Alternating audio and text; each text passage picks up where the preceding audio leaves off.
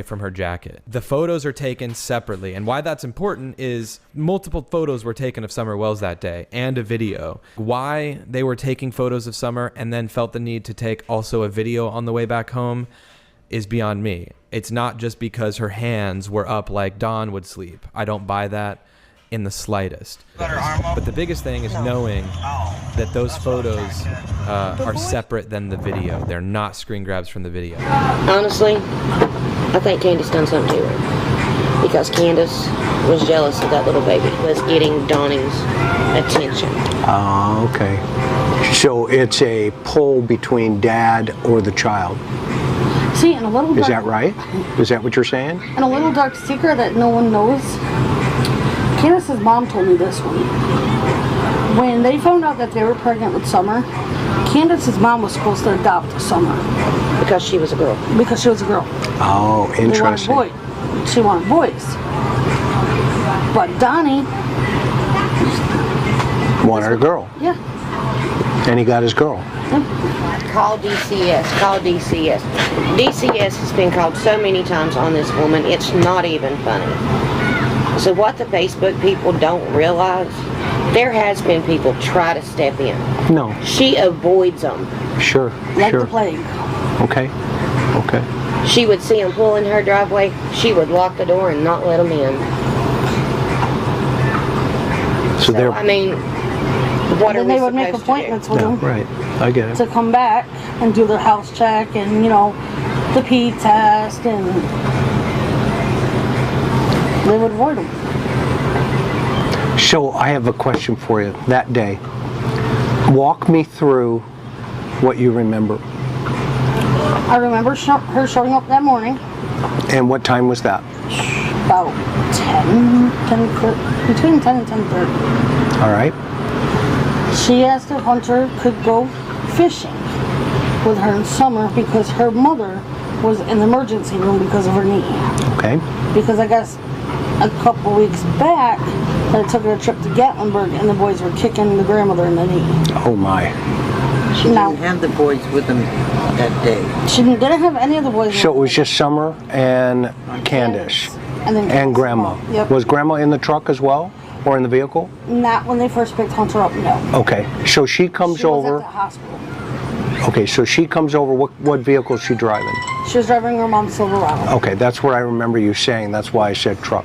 Okay, so she pulls up, and does she stop where? Right about, right out front. Between the pole and my mailbox. Okay. To pick Hunter up.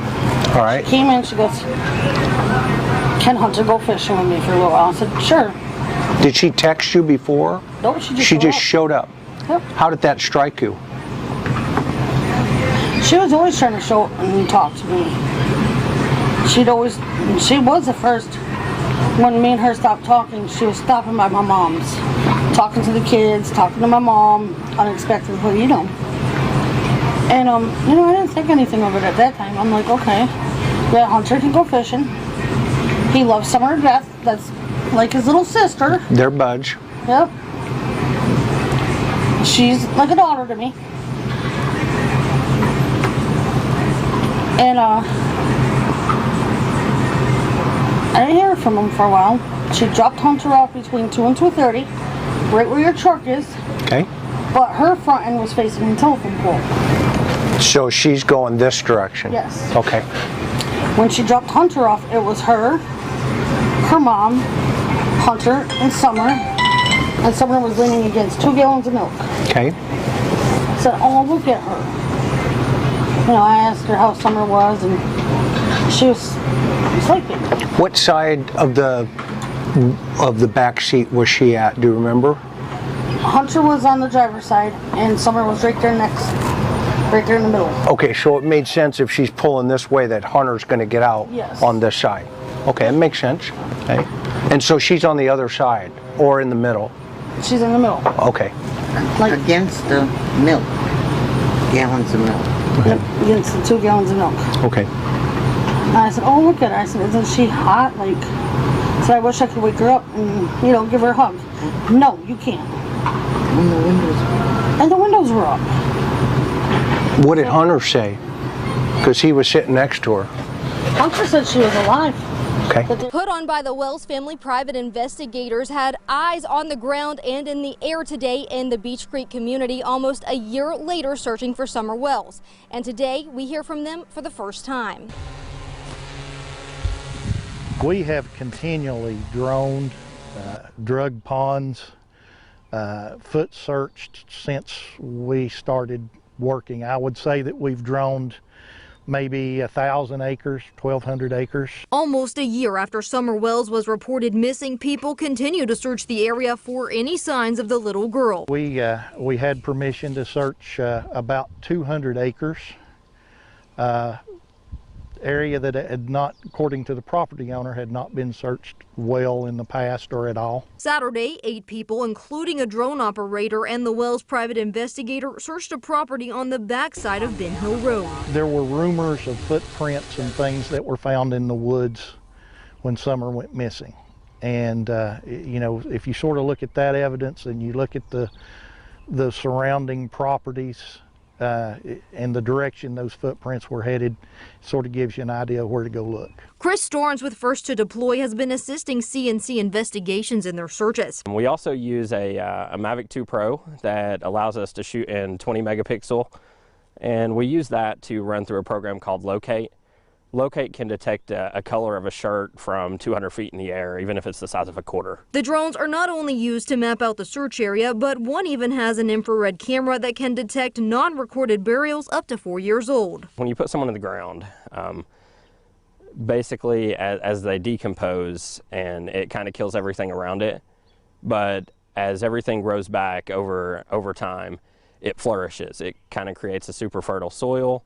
And what you can detect on near infrared is the different color of the ground that you couldn't normally see with the naked eye. Saturday's search also included a neighbor who says the environment is similar to how it was when Summer disappeared.